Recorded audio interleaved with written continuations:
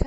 Donc là, je vais commenter maintenant le PowerPoint numéro 2 qui concerne les atteintes des nerfs du membre supérieur. Alors, on a le nerf médian, ulnaire et radial.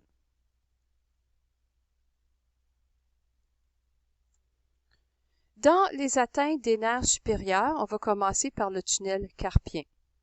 OK? Donc, ici, on va parler de protocole. Dans un tunnel carpien, on commence toujours l'étude par le côté le plus atteint et on compare avec le côté opposé. Tout le temps, OK? En respectant les mêmes paramètres d'enregistrement. On fait conduction sensitive, donc les fibres sensitives sont les premières touchées. Alors, on va faire des études palmaires comparatives du médian et de l'ulnaire. Ça, c'est l'étude, là, quand on mesure l'étude palmaire, qu'on mesure avec les 8 cm. Là. Une différence de plus de 3,3 millisecondes entre le médian et l'ulnaire au niveau de la paume, c'est favorable en faveur d'un tunnel carpien. Ensuite, dans les études antidromiques, avec un enregistrement comparatif du médian et de l'ulnaire au 4e doigt. Dans ce cas-là, on fait la stimulation au poignet. La cathode, elle est dirigée de façon distale. On met un anneau sur le 4e doigt. Le 4e doigt, il y a sa branche latérale qui contient le médian et sa branche médiale qui contient une branche de l'ulnaire sensitif. Et puis, on fait une première stimulation en respectant des distances semblables. Donc, disons qu'on prend, par exemple, je sais pas moi, 13 ou 14 cm. On stimule le médian, on enregistre les données. L'électrode est toujours sur le 4e doigt, là. On enregistre les données. Ensuite, on stimule l'ulnaire avec l'enregistrement au 4e doigt.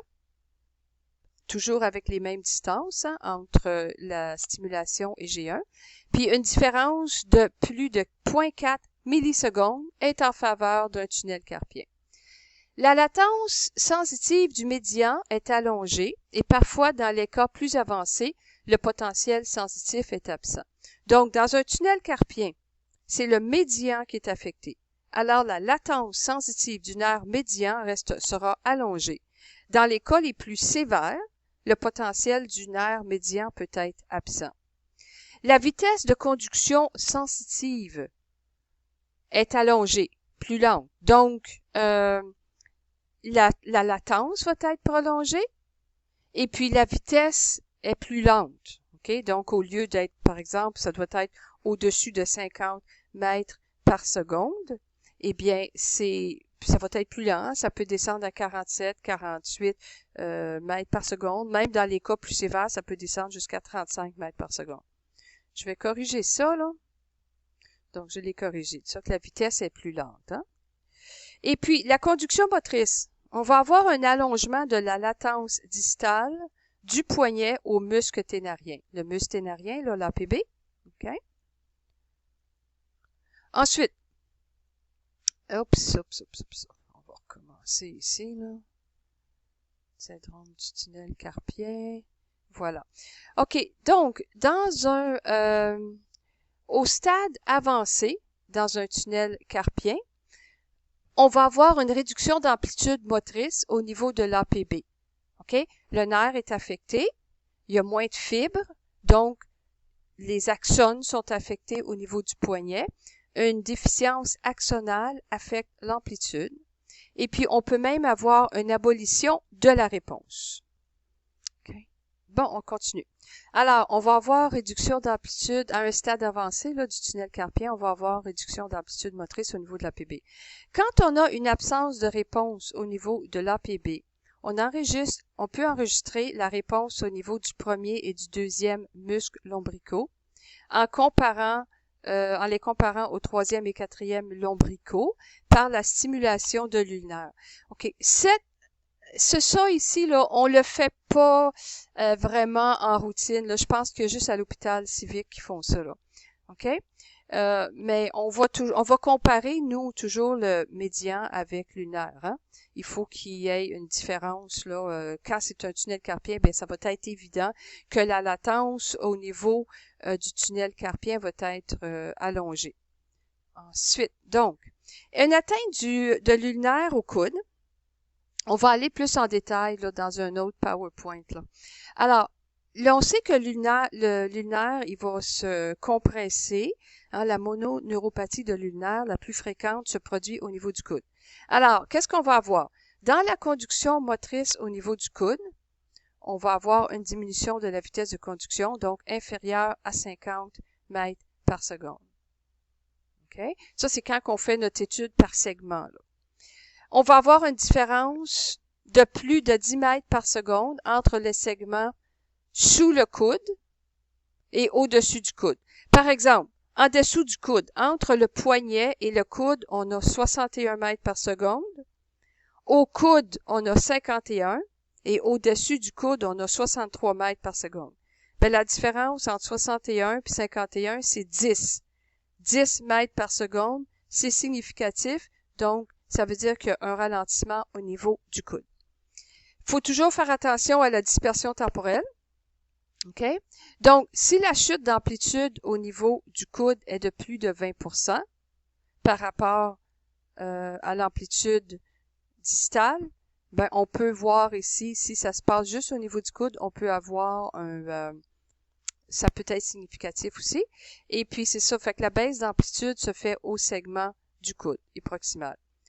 Si les résultats de la conduction motrice sont normaux au niveau de l'ADM, on fait l'étude sur le premier interocéeux, donc le First Dorsal, le FDI, car les faisceaux destinés à ce nerf sont plus sensibles à la compression quand on est au niveau du First Dorsal. D'accord? Donc, à se rappeler, pour une atteinte du nerf ulnaire au coude, on fait une étude du nerf ulnaire avec au moins 3 segments. Donc, on fait poignet, dessous du coude, le segment à travers le coude, là, en dessous et au-dessus, et à l'axillaire. Et puis, la vitesse de conduction doit être normale à l'aisselle et en dessous du coude.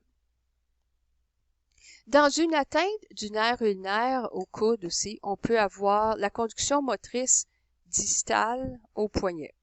Donc, il peut avoir une réduction d'amplitude distale au niveau du muscle ADM quand on fait notre étude de conduction. On fait l'enregistrement, le recueil est sur l'ADN. On peut avoir une réduction d'amplitude, puis on peut avoir aussi une réduction d'amplitude si on fait le recueil au FDI. Ça, c'est si l'atteinte est importante encore, et puis qu'elle cause des pertes axonales. Hein?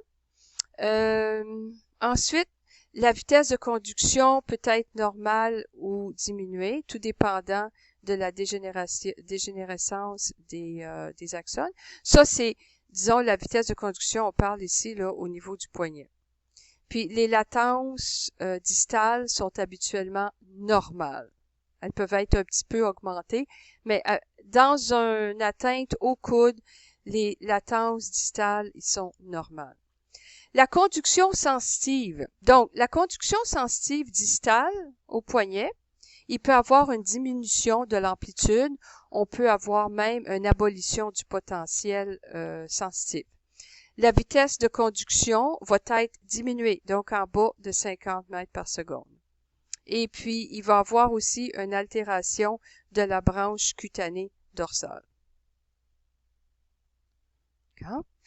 Ici, dans l'atteinte de la branche palmaire profonde, la conduction motrice de l'ulnaire, au niveau de l'abducteur digiti minimi, les amplitudes et les latences distales sont normales.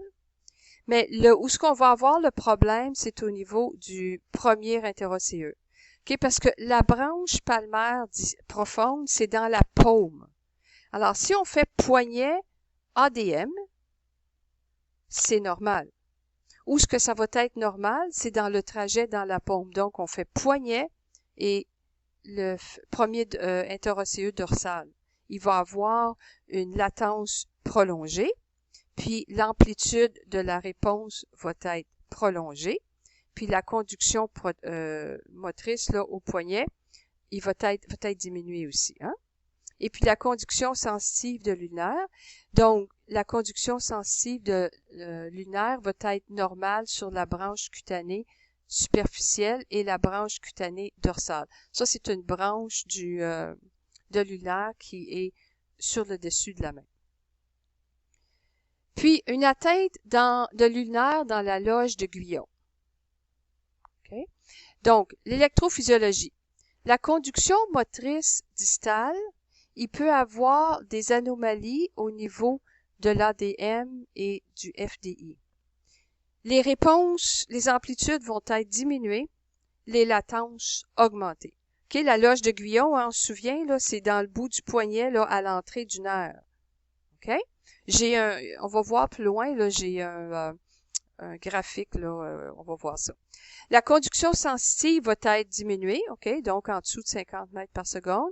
Puis, il va y avoir abolition ou baisse d'amplitude des potentiels. D'accord? Puis, maintenant, on a le nerf radial au bras. Le nerf radial, OK, on appelle ça une paralysie radiale. Donc, il va avoir un bloc de conduction avec diminution de l'amplitude motrice au niveau entre le coude et l'aisselle. D'accord? C'est l'endroit le plus souvent qui est affecté.